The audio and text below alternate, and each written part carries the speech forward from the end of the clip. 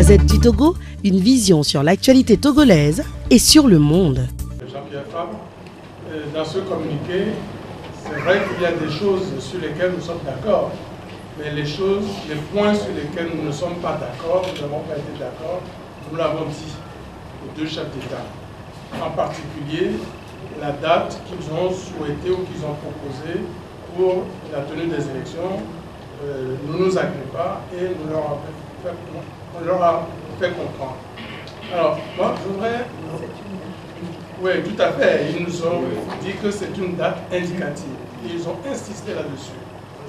Et les deux présidents nous ont bien dit que le processus électoral ne démarrera que lorsque un consensus sera établi entre les protagonistes sur les différents aspects que nous avons évoqués.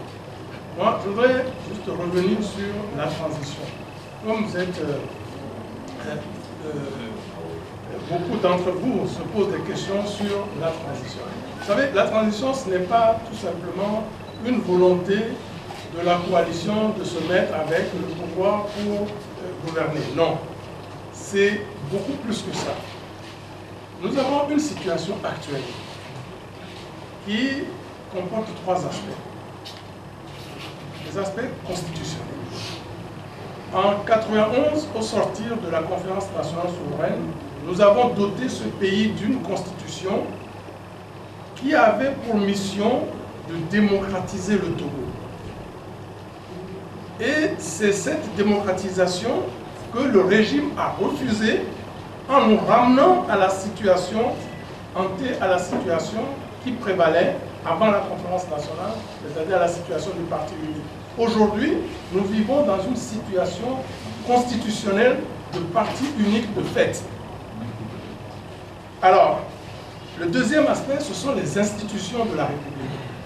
Toutes les institutions de la République, que ce soit la CENI, la RAC,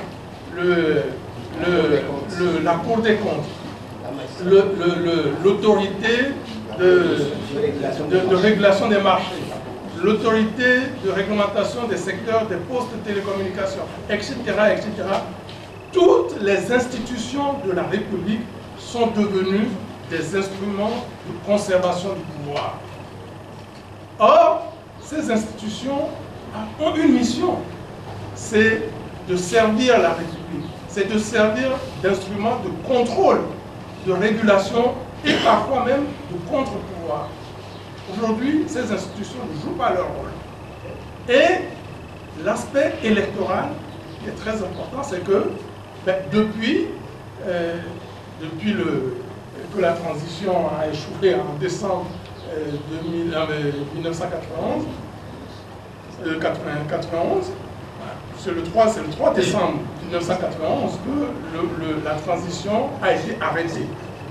Alors, nous considérons que le cadre électoral au Togo est un cadre électoral orienté vers l'organisation d'élections frauduleuses. Donc, pour nous, la transition consiste à passer de la situation actuelle, qui est une situation de régime de dictature, de régime oligarchique, vers un régime démocratique.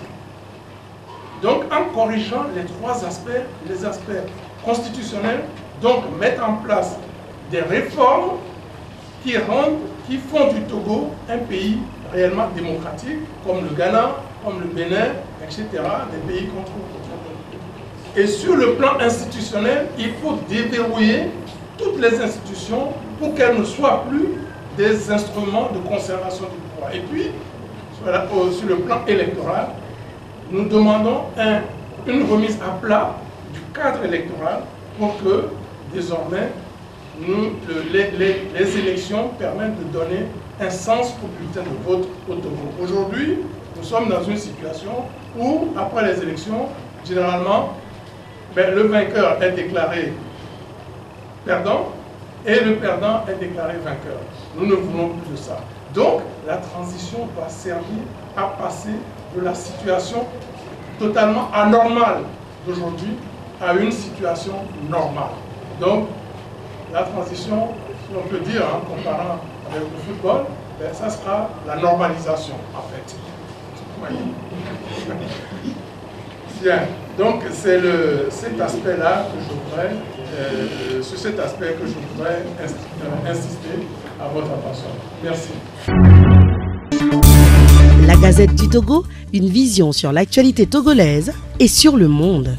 Rejoignez-nous sur le www.lagazettedutogo.com ou sur nos comptes Facebook, Twitter et YouTube. Pour tout contact, écrivez à contact@lagazettedutogo.com ou appelez le 92 80 88 53.